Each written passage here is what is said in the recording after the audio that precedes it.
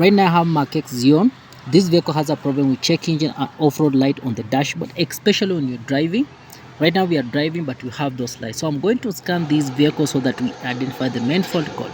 The main fault code is p1589, which is acceleration sensor learning value.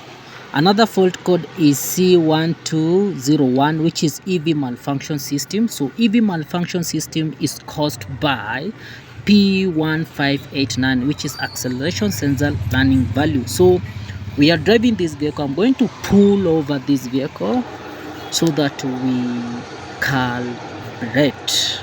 So before that, I'm going to clear the fault code as I have cleared, but we still have P1589.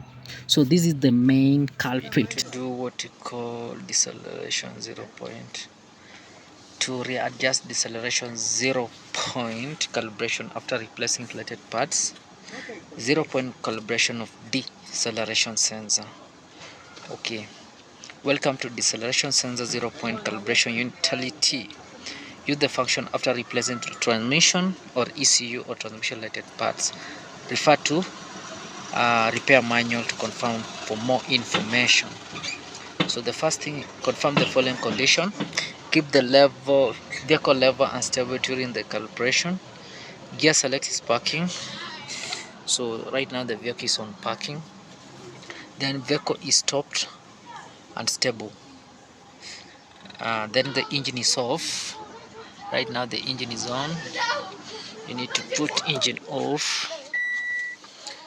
Then ignition is on. You need to put ignition on.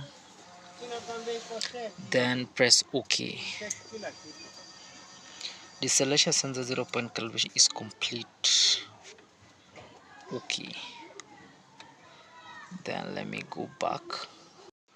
So right now we don't have any fault code on the system. Let me start the vehicle.